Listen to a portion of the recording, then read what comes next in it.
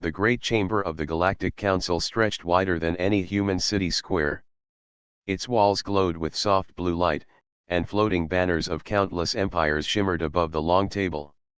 Representatives of the galaxy's strongest civilizations had gathered to discuss matters of defense and trade. At the far end of the chamber, in a modest seat, sat Earth's delegate, Ambassador Rami.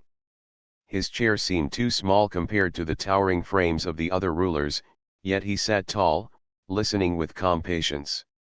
For years, Earth had been allowed into the wider community of stars. Humanity had worked hard to reach this place, but the other powers still saw Earth as weak and unimportant. To them, humanity was late to the great race of space travel. Where the elder species commanded fleets of shining warships, Earth only had a handful of patrol vessels circling its home world. Where others controlled sectors of dozens of star systems, Earth barely protected its own. The ruler of the Karsh Dominion leaned forward, his golden eyes shining. Why must we even consider Earth in matters of security?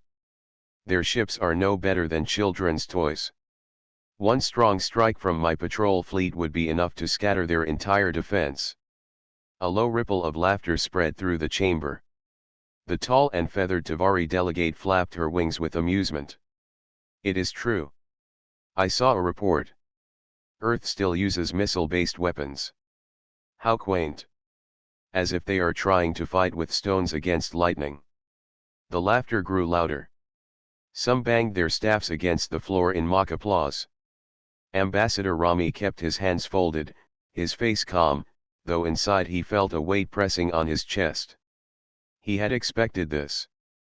Every time Earth tried to speak in the council, the same pattern followed. The other rulers saw only weakness.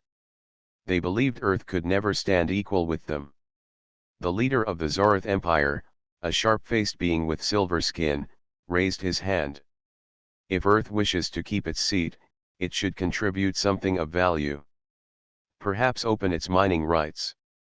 Perhaps share its rare minerals.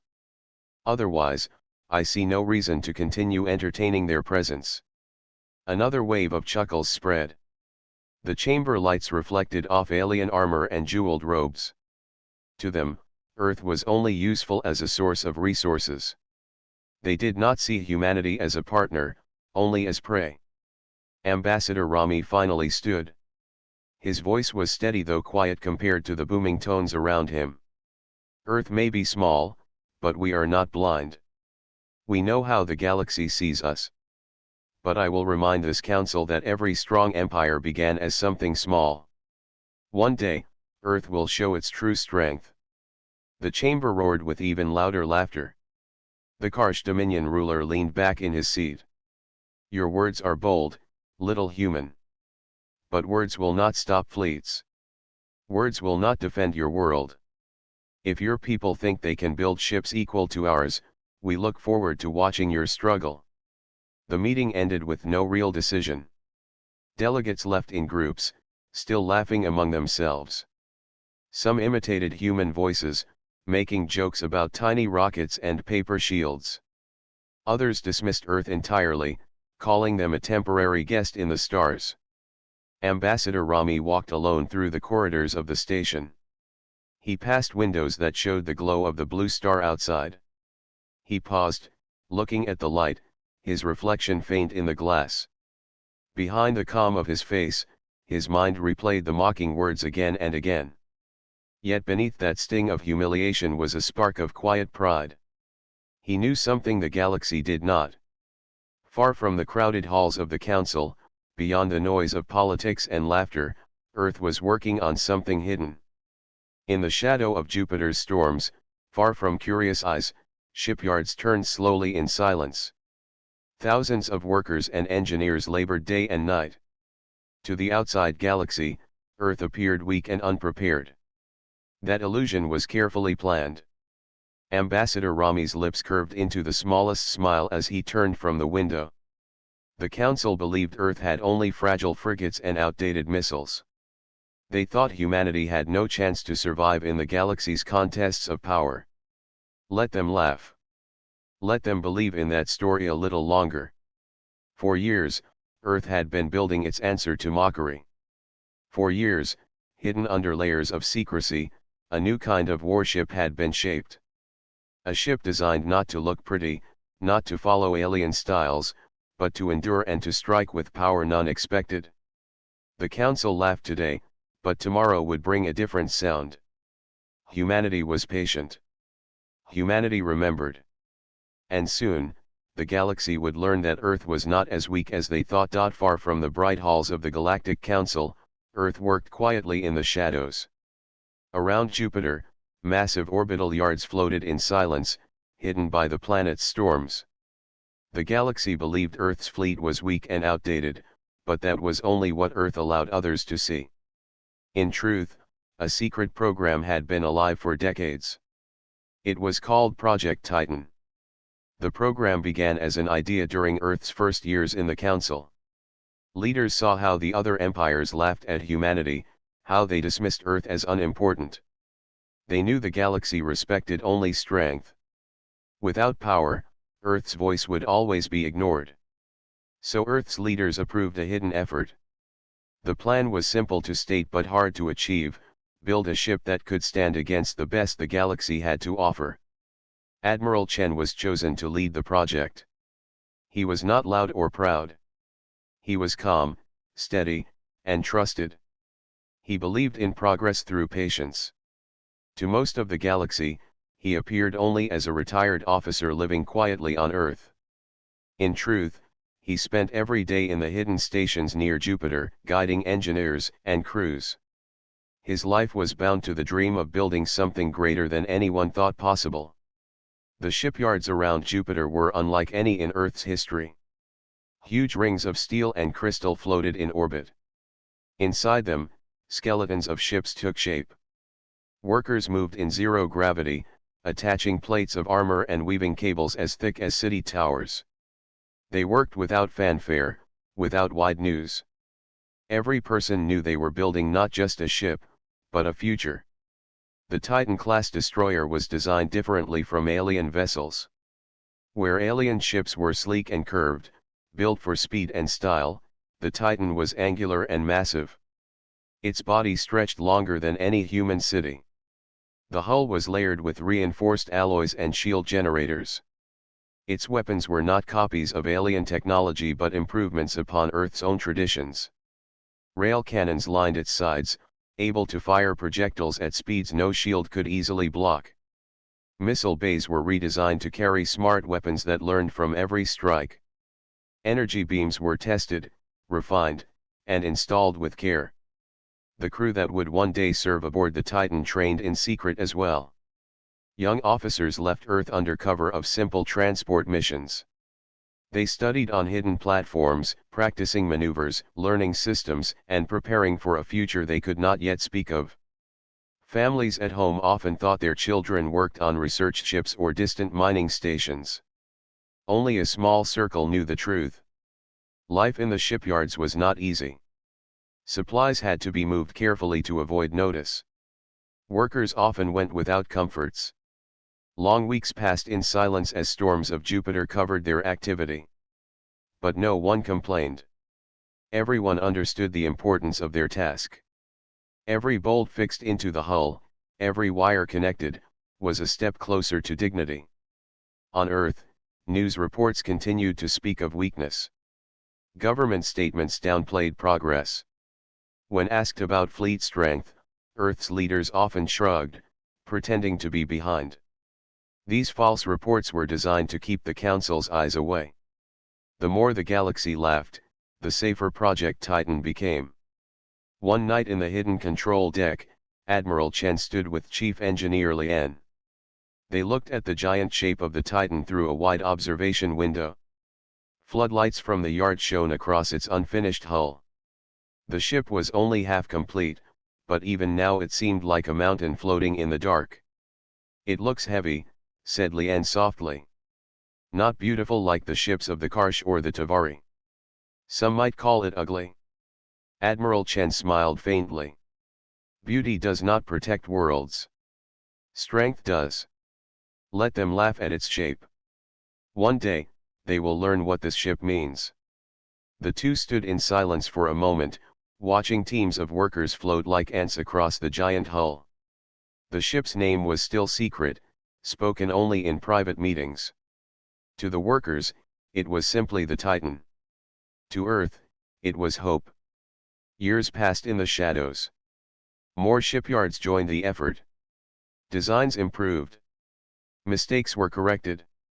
Little by little, the Titan grew closer to completion. The workers grew older, but their spirit never dimmed. Each day, they remembered the words spoken at the council, the laughter, the mocking voices. Those voices had unknowingly fueled the project. Ambassador Rami visited once, arriving in secret transport. When he saw the Titan for the first time, his breath caught. It was larger than he had imagined, its armored plates glinting under the yard lights. He walked along a narrow passage inside, touching the cold walls. "Will it be ready?" he asked. Admiral Chen's answer was steady. "Yes. And when the time comes, the galaxy will see Earth in a new way." Rami nodded, his chest filled with pride. For the first time since joining the council, he felt the weight of shame lifting. Earth might be mocked today, but soon the laughter would fade. The galaxy continued its games, unaware of what was growing in Jupiter's shadow. Delegates still made jokes about Earth's tiny ships. Reports still called Earth's fleet weak and old. None of them knew the truth. The Titan waited, silent and patient. Its engines were not yet lit, its cannons not yet fired. But its presence was already shaping the future. Humanity's hidden strength was being born in the darkness. And when the time came, the laughter of the galaxy would turn to silence. At last the years of work came close to a turning point. The Titan was complete. Its giant hull floated in the hidden yards near Jupiter, shining under the faint light of distant suns. Workers who had given their lives to the project gathered to watch as the ship prepared for its first journey. No cheers were shouted, no public songs were sung, but in every heart there was pride. The day of the test began quietly. Admiral Chen walked the command bridge, his step slow and steady. The bridge was wide, filled with glowing screens and stations for dozens of officers. The crew sat ready, hands placed on controls, eyes focused. They had trained for this moment for years, though never with the ship fully alive. "Status," Chen said calmly. The chief engineer answered, "Power system stable. Shields at standby. Engines primed." The navigator added, "Coordinates for asteroid belt set. Awaiting your command, Admiral." Chen looked once around the bridge. Every crew member waited, hearts racing though faces stayed firm. He raised his hand. "Engage." The Titan's engines lit with a deep hum that shook the entire ship. Slowly, the massive vessel moved out of the shipyard. Its body slid forward into the darkness of space. Floodlights from the yard followed it until it was nothing more than a shadow against the endless black. Then the lights dimmed, and the Titan was alone with its crew. The destination was the asteroid belt. There, no curious eyes from alien scouts would see them. The belt stretched wide, filled with countless stones and silent giants of rock. Perfect for a test. As the Titan entered the belt, the crew grew quiet. They all felt the same weight. This was not only a test of steel and fire. It was a test of humanity's dream. "Target locked," reported the weapons officer. On the screen appeared an asteroid nearly 2 kilometers wide, spinning slowly. "Ready rail cannon." The rail cannons were the pride of Earth's design. Long barrels ran across the ship's sides, built to hurl projectiles faster than any shield could block. No other galactic power had invested so deeply in such weapons. They believed them outdated. But Earth had perfected them. "Fire one," ordered Chen. The bridge fell silent as the rail cannon released its shot. A flash streaked across the dark, striking the asteroid. For a moment nothing seemed to happen. Then the entire rock split apart, bursting into two massive fragments that drifted slowly away from one another. The crew gasped in awe. Direct hit, said the weapons officer. Asteroid destroyed. The navigator laughed softly, unable to hold it in. One shot. Just one shot. Chen allowed himself a small nod. Prepare missile test. From the Titan's base, a set of sleek missiles launched into the void. They danced through the asteroid belt, weaving between rocks, adjusting course each second. Each missile struck its target with precision, breaking smaller stones into dust. The crew watched the display with wide eyes. Then came the shield test. Nearby, smaller ships launched controlled energy blasts at the Titan.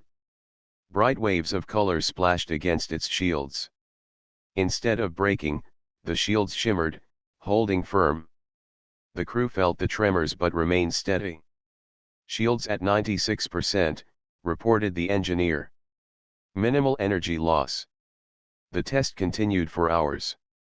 The Titan fired more weapons, turned through the belt, and pushed its engines to full speed. The massive ship moved slower than alien vessels but with greater stability. It felt less like a ship and more like a moving fortress. When the tests ended, the crew gathered in the mess hall. Plates of food sat untouched as they spoke with excitement. Young officers could hardly contain their pride. It worked, one said. Everything worked. We split a mountain in half. Did you see the missiles? Another added. They moved like they could think for themselves. Nothing can break those shields, said a third, shaking his head with wonder. Admiral Chen entered the hall. At once the voices grew quiet. All eyes turned to him. He looked at them for a long moment before speaking. You have done well. Today we proved what humanity can build. The galaxy believes we are weak. Let them keep that belief for now. The Titan is not ready for war. It is ready for defense. And when the day comes, we will show the galaxy that Earth is no easy prey. The crew rose to their feet, silent but filled with pride. No one shouted, no one cheered.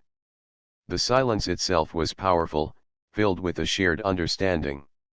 Outside the windows of the ship, the stars burned cold and bright. The Titan floated among them, a new shape in the galaxy, unseen by any outside human eyes. The test was complete. The Titan had proven itself. But this was only the beginning. For while the crew celebrated quietly, far away the galaxy continued to laugh at Earth. Rival empires planned their games, unaware of what waited for them. Humanity's fortress had taken its first breath. Soon, the universe would feel its presence. The Titan had proven its strength in secret, but beyond Earth's quiet efforts the galaxy continued to move. The great empires still dismissed humanity. They still laughed in the halls of the council and spoke of Earth as if it were a passing thought. But not every empire was content to only laugh. Some began to see Earth's weakness as an opportunity. The Zoroth Empire was the first to act. Their fleets were among the strongest in the galaxy, and their leaders believed that Earth's position near rich mining fields was too valuable to ignore. To the Zoroth, Earth was a small world sitting on treasure it did not deserve. Why allow such a weak planet to control so much? Why not take what they needed? Admiral Voraz of the Zoroth Empire met with his captains inside the tall spire of their command station. From its windows, the stars glowed faint and cold. Voraz raised his silver hand and pointed to a map floating in the air. The red circle of Earth's solar system pulsed at the edge. Humanity is unguarded, Voraz said. His voice was sharp and smooth. Their council seat is a gift they did not earn. They have no true fleet. We will send 30 ships to their system. We will orbit Mars, demand their resources, and they will bow. They have no choice. The captains nodded. To them, Earth was already theirs. Word of the Zoroth fleet's movement spread quickly through the council, carried by whispering envoys and flashing reports. Most rulers found it amusing. Some even applauded the Zoroth for finally taking action. The Tavari delegate laughed during a session.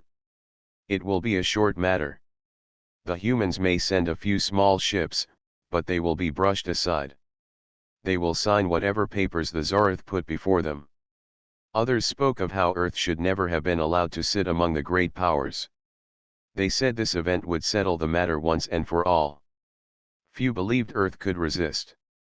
None imagined what waited in the shadows of Jupiter. On Earth, the news was met with quiet fear. The Tsareth fleet was already on the move. Families spoke in hushed voices about what would happen if Mars fell. Would Earth be next? Would their world become only another subject of a faraway empire? But not everyone was afraid. In the hidden yards, the Titan's crew prepared. Alarms rang softly through the giant ship as officers reported for duty. Engineers checked the engines. Weapons officers ran through drills. Every corner of the ship buzzed with calm urgency. Admiral Chen stood on the bridge, hands behind his back. Before him the wide window showed Jupiter's storms, swirling endlessly. He spoke with his usual steady tone. The Tsareth believe Earth is weak. They believe our fleets are nothing but toys. They are wrong. We will move to Mars. We will not start a war, but we will defend our home. His officers nodded. None questioned him. They had waited for this moment. They had trained in silence, lived in secrecy, and dreamed of the day when Earth's strength would no longer be hidden. Ambassador Rami was also aboard the Titan, standing beside Chen. He had left the council station to witness Earth's answer to the mockery. Now he felt the weight of responsibility pressing on his shoulders. If this mission failed, the galaxy would see Earth as foolish. But if it succeeded, everything would change. Outside, the Titan's engines came alive. The giant vessel turned slowly from the shadow of Jupiter, its long body gleaming faintly against the stars. Then, with a deep hum, it leapt into faster-than-light travel.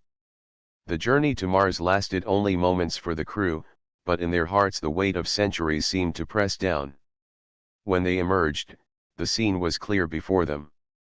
The Tsareth fleet of 30 ships floated around Mars like a chain of blades. Their weapons were armed. Their banners glowed with imperial symbols. Already, the surface of Mars burned where defense stations had been struck. Earth's smaller patrol ships circled bravely, but they were outnumbered and could not hope to stand for long. On the bridge of the Titan, silence filled the air. The crew stared at the sight. Some clenched their fists. Others simply breathed deeply. Admiral Chen gave no sign of fear. "Open communication," he ordered. A screen lit up with the face of Admiral Voras. His silver skin gleamed under the lights of his own command ship. His smile was sharp. "So Earth sends a ship after all," Voras said. "One ship against 30. Bold, but foolish. Leave now, and perhaps I will allow you to keep your home world a little longer." Chen's eyes narrowed slightly. "This ship will not leave. Mars belongs to Earth. Your fleet will withdraw." Laughter echoed through the Tsareth bridge.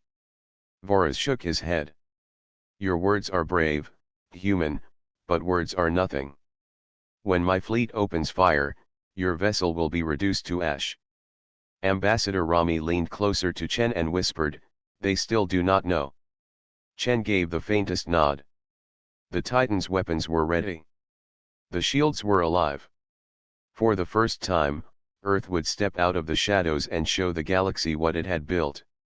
The moment of truth had arrived. The Tsareth fleet surrounded Mars like a net of iron. 30 ships glowed under the red planet's light, their weapons pointed toward the surface. From the ground, the people of Mars watched with fear as defense stations burned. The smaller Earth patrol ships tried to stand firm, but each one was only a fragile shadow compared to the great warships of the Empire. It seemed Mars would soon fall. Then the Titan arrived. The dark shape of the giant destroyer tore out of faster-than-light travel. For a moment, the fleet commanders did not understand what they were seeing. The Titan did not shine with smooth curves or golden edges like the ships of the Council. Instead it looked like a mountain of steel drifting in space. Its body stretched long and broad, its armored plates thick and cold. On the Zorth bridge, Admiral Voras stared at the sight and raised an eyebrow. What is this block of metal? Do they call this a warship? It looks like a floating wall. His captains laughed. They thought the Titan was only a desperate attempt by Earth to look stronger than it was. To them, it was an ugly design with no chance against their fleet. On the Titan's bridge, Admiral Chen stood tall. The screens lit up with images of the enemy fleet. The crew felt the weight of the moment. Their hearts pounded, but none wavered. Chen's voice was steady. Target enemy flagship, he said. The weapons officer's hands moved quickly. The rail cannons hummed, charging with silent power. A thin beam marked the path. The enemy still laughed. Fire 1. A streak of light shot across space. In less than a heartbeat, it slammed into a Zorth cruiser. The ship's shields flared but could not hold. The projectile tore through the hull, splitting the cruiser into two broken halves. Sparks and fire spilled out as the wreck drifted helplessly. Silence fell across the Zorth fleet. Laughter ended. On Mars, people watching the sky gasped. They had seen Earth's patrol ships fall easily, yet this single new vessel had cut apart an enemy ship with one strike. Target destroyed, reported the weapons officer calmly. Admiral Voras leaned forward in shock. What weapon was that? He looked at his captains. Recover. Attack now. The Zorth fleet moved quickly, ships turning their weapons toward the Titan. Bright beams of energy cut across space, striking against the destroyer's shields. The Titan shuddered under the impact, but the shields held strong. Numbers rolled across the engineer's screen. Shields at 91%. Stable. Return fire, Chen commanded. The Titan's rail cannons roared again. Two more Zorth ships cracked open, their hulls breaking under the unstoppable force. The missiles launched next, gliding through the chaos with perfect precision. Each missile found its target, striking engines and disabling weapons. Some ships spun out of formation, powerless. News channels across the galaxy carried the images. Drones sent by the Council had been recording the Zorth action, expecting to show the defeat of Earth. Instead, every viewer now watched the impossible. The Titan stood alone against 30 ships, and the balance of the battle had already shifted. On the bridge of the Titan, Ambassador Rami gripped the edge of his seat. His heart raced, but his eyes shone with pride. For the first time, the galaxy saw Earth not as a weak world but as a power to be reckoned with. Admiral Chen remained calm. He gave orders with quiet strength. Disable, do not destroy more than needed. We fight to defend, not to conquer. The Titan's drones swarmed from its base. Small, fast, and clever, they moved between enemy ships. Instead of killing crews, they struck at engines and weapons. One by one, Zorth vessels lost their strength to fight. On the Zorth bridge, Admiral Voras shouted for his fleet to press harder. But with each order, more of his ships fell silent. Their energy blasts broke uselessly against the Titan's armor. Their formations crumbled. His eyes widened with disbelief. This cannot be, he whispered.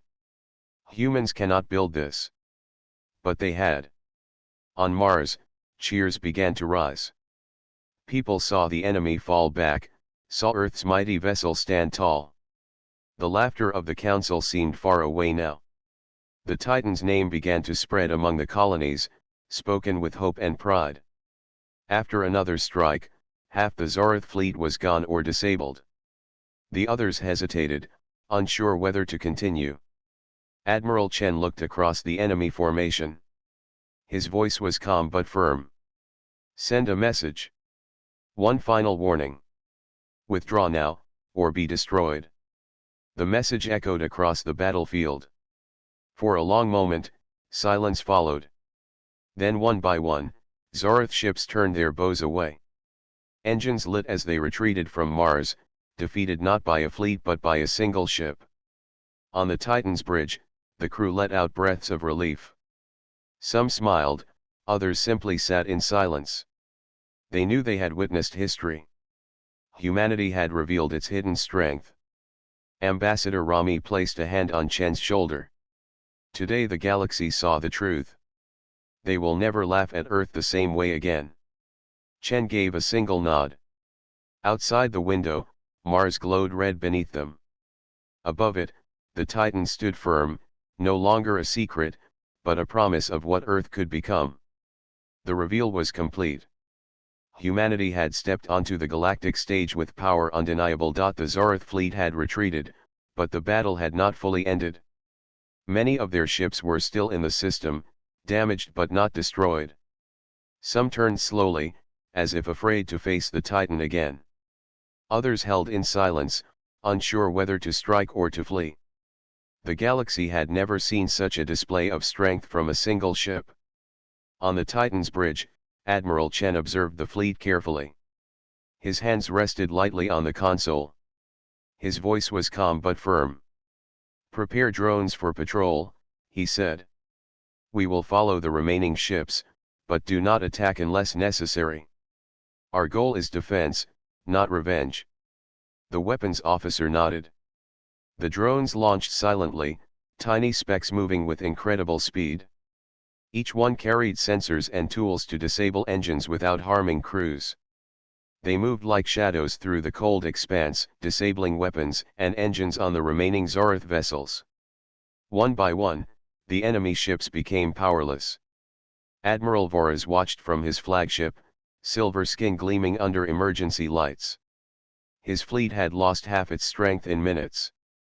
He had expected to dominate Earth easily, but every calculation had failed. His voice shook as he called out orders. "Reform the line. Attack again." The response came slowly. Some captains hesitated. Some ships had lost engines and weapons. They could not move effectively. The Zarath, the proud warriors of the galaxy, had never faced a force like this. Their confidence crumbled under the presence of a single human ship. On the Titan, the crew remained focused. Young officers, once nervous, now moved with steady precision. The rail cannons fired again, targeting ships that tried to regroup. Missiles followed, disabling more engines. The shields of the Titan absorbed each blast without breaking. The destroyer moved like a mountain through space, calm and unyielding. "Enemy vessels disabled," reported the weapons officer. "No casualties to civilians. All systems controlled." Admiral Chen nodded. He turned to Ambassador Rami, who had been watching quietly. "They still underestimate us," Chen said. "We have shown them strength, but now we show them control. That is more important than destruction." Rami nodded slowly. He understood. Humanity had proven it could strike, but it had also proven it could protect and preserve. This was what separated Earth from other empires. They did not need to destroy to command respect. They only needed to show mastery of their own power. The Zarath fleet began to retreat in earnest. Engines flared as they pulled away from Mars, leaving behind their damaged ships. Some of the crews on the retreating vessels looked back at the Titan with fear and awe. They had underestimated humans. They had assumed Earth's fleet was small, weak, and simple. They were wrong. On Mars, the people watched silently as the Titan moved among the stars. Its presence reassured them. For the first time, humans felt the galaxy's laughter fade. The Titan was not just a ship. It was a shield for humanity. It was proof that their home world was no longer defenseless. The battle ended without further conflict. The Zarath fleet retreated beyond the orbit of Mars, leaving the system quiet. The Titan's engines powered down slowly, its massive body settling in the calm of space. The crew exhaled, though their work was far from done. Systems were checked, weapons were inspected, and damage assessments were completed. Every officer knew the importance of preparation. This was a turning point, but it was only the beginning. Admiral Chen called the crew together in the central hall of the Titan. For a moment, silence fell over everyone. The weight of the victory was heavy but meaningful. Chen's voice carried through the room. "You have done well," he said. "The galaxy believed Earth to be weak. Today we have shown them otherwise. But remember, strength alone does not protect us. Discipline, wisdom, and courage must guide every action. Humanity now has a presence in the galaxy. We will not abuse it, but we will defend it." The officers nodded. Pride shone in their eyes, but they also understood the responsibility that came with this victory. They had changed the course of history for their people. Ambassador Rami looked around at the faces of the crew. Many were young, many had only known fear and ridicule. Now they understood what it meant to be guardians of their world. He spoke quietly, yet everyone heard him. "The galaxy will remember today. They will speak of the Titan, and of Earth. Our strength is not just in this ship, but in our resolve. We will protect our home, and we will do so with honor." Outside the Titan, Mars glowed beneath the black sky. The red deserts and mountains seemed calm after the storm of battle. Above, the stars shone with clarity, no longer filled with mockery. The Titan floated silently, a giant sentinel in the void. The Zoroth had learned an important lesson. Humans were not weak. Their fleet might be small, but their strategy, skill, and determination made them powerful. The laughter of the galaxy had ended, replaced with caution and, for some, respect. Admiral Chen returned to the bridge. He looked at the stars, thinking of the Council, the other empires, and the years of preparation that had brought them here. The Titan was more than a ship. It was hope. And humanity was only beginning to show the galaxy what it could achieve. The battle was over. The Zoroth fleet had retreated, leaving the solar system calm once more. Mars had survived, its defenses held by the courage of humanity and the power of the Titan. From the ground, people looked up at the stars with new hope. For the first time, Earth had proven to the galaxy that it could not be mocked or ignored. Inside the Titan, the crew moved with quiet purpose. Systems were checked, weapons inspected, and the engines prepared for a safe return to Earth orbit. Admiral Chen stood on the bridge, looking at the stars beyond. His calm presence inspired everyone around him. He knew this victory was more than a battle. It was a statement. Ambassador Rami joined him. "The galaxy will remember," he said. "Every empire, every delegate, every fleet. They will know what Earth can do." Chen nodded. "Yes. But we must not let pride blind us. Strength without wisdom can be dangerous. We have shown power, but now we must show responsibility. Earth is not here to conquer, only to protect." The Titan moved slowly toward the inner solar system. Communications with Earth's leaders were opened. Messages of relief and pride filled the channels. For years, humans had waited to show their true ability. Now the moment had arrived, and the message was clear: Earth would defend its home world, and it would do so with honor. At the Galactic Council, news of the Titan's actions spread like wildfire. Silence replaced laughter. The other empires whispered to one another, some in shock, some in admiration. The Tavari delegate had no words to speak. The Karsh Dominion's leaders leaned back, their golden eyes wide with disbelief. Humanity had taken a step that none had expected. Some began to see Earth in a new light. They realized that even a small planet could achieve greatness through careful planning, courage, and determination. The Council could no longer dismiss humanity as weak. They could no longer assume Earth would bow to pressure. A new respect began to form, quiet but undeniable. On Earth, celebrations were muted but sincere. Families gathered in homes and cities, looking at the sky and feeling pride. The Titan had become more than a ship. It had become a symbol of hope and protection. People whispered its name with admiration. Children dreamed of joining its crew one day. Scientists and engineers felt pride in their work. Humanity had proven it could stand against the galaxy's strongest. The Titan itself returned to its hidden orbit near Jupiter. It would not remain a secret forever, but for now, the ship rested, ready for the next challenge. Its crew maintained it carefully, knowing that vigilance was as important as strength. The galaxy had been shown what Earth could do, but Earth's true mission remained clear: defend, protect, and preserve. Admiral Chen addressed the crew one last time before disbanding the temporary command assembly. You have done more than your duty. You have shown that humans are not weak, that we can face the galaxy with courage. Remember this moment.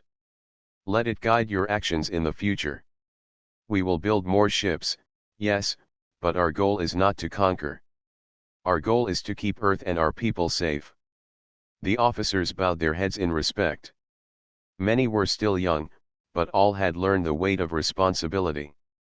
They had seen fear, courage, and triumph. They understood that humanity's path in the galaxy would be defined by wisdom as much as by power. Ambassador Rami looked out the window at Jupiter. The storm swirled silently below, hiding the Titan from casual view. They laughed at us for so long, he said softly. But now, they will watch us carefully. And some may even learn from what we have done. Chen allowed himself a faint smile. Let them watch. Let them understand. Earth is not a planet to be underestimated. Our future begins now. Beyond the solar system, other fleets and empires took note. Rumors of the Titan and its power spread quietly at first, then louder. Some species began to reconsider how they treated Earth. Others admired the cleverness and patience that had created such a force. The galaxy had changed, and it had changed because humans refused to be small or weak. On Mars, Earth, and across the colonies, people looked to the skies with hope. Humanity had entered a new era. Strength and intelligence had earned respect, and courage had earned protection. The Titan had done more than fight, it had announced the arrival of a new power in the galaxy. Admiral Chen returned to his private quarters on the Titan. He looked at a star chart, noting the positions of the Council fleets, the Zoroth remnants, and the hidden patrols of Earth. The galaxy was vast, full of unknown dangers, but humanity now had a foundation to face them.